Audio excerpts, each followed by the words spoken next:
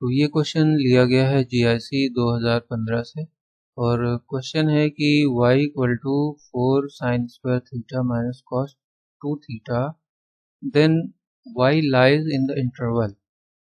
तो पूछ रहे हैं कि y किस इंटरवल में लाई करेगा। तो इसको आप केयरफुली देखेंगे तो ये क्वेश्चन रेंज का बन रहा है।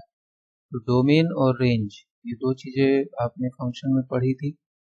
तो यहाँ पर ये सीधा सीधा रेंज का क्वेश्चन है, फंक्शन का रेंज पूछा जा रहा है।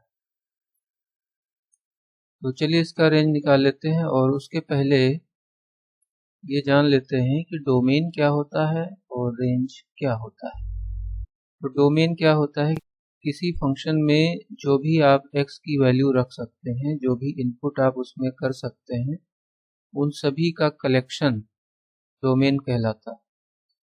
और रेंज क्या होता है, जो डोमेन की वैल्यूज हैं उनको रखने के बाद जो भी कुछ मिलता है वो रेंज हो जाता है। तो यहाँ पर हमें केवल रेंज निकालना है। चलिए इसका रेंज निकाल लेते हैं। तो यहाँ पर है y इक्वल टू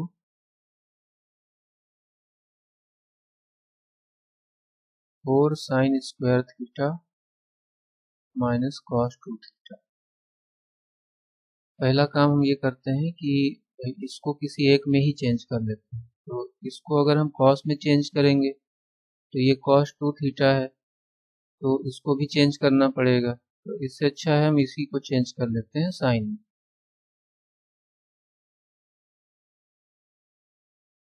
ये हो जाता है 1 माइनस 2 साइन स्क्वायर थीटा,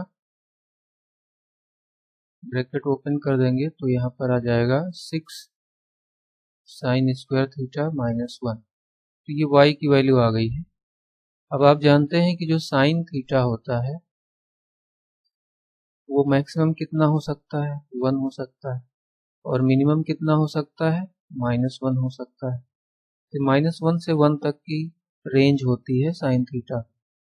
तो इसी से अगर हम स्क्वायर कर लें साइन स्क्वायर, तो साइन स्क्वायर थीटा ये कभी निगेटिव नहीं होगा। तो इसकी लोवेस्ट वैल्यू क्या हो जाएगी, 0, और इसकी हाईएस्ट वैल्यू क्या हो जाएगी, 1। तो ये जो है साइन स्क्वायर थीटा की रेंज हो गई 0 से 1 तक। इसको यदि आप यहाँ पर रख के देखें तो यदि हम मिनिमम वैल्यू की बात करते हैं 0 की, तो ये जब 0 हो जाएगा तो y की वैल्यू -1 आ जाएगी। तो ये -1 आ जाएगी।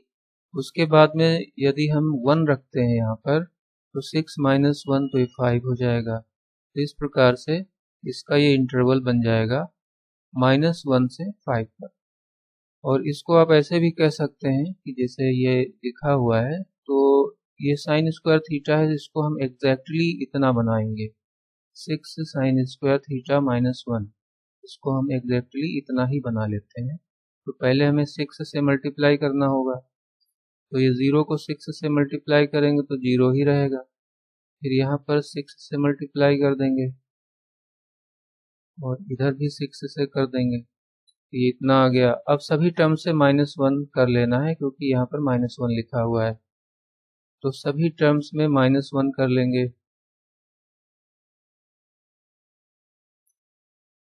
यहाँ भी -1 कर लेंगे तो ये 5 हो जाएगा। अब देखिए ये जो चीज़ दिख रही है ये एग्जैक्टली y है, तो इसको हम लिख सकते हैं ऐसे। तो यहाँ y जो है -1 से 5 तक है और वही यहाँ पर भी था। तो इस प्रकार से ये जो है कौन सा ऑप्शन सही है, ये ऑप्शन आपका 1 सही।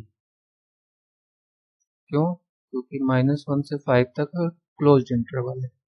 यहाँ पर भी है -1 से 5, लेकिन ये ओपन इंटरवल है, तो यहाँ पर -1 और 5 इंक्लूड नहीं है और यहाँ पर इंक्लूड है, तो यही करेक्ट ऑप्शन हो गया।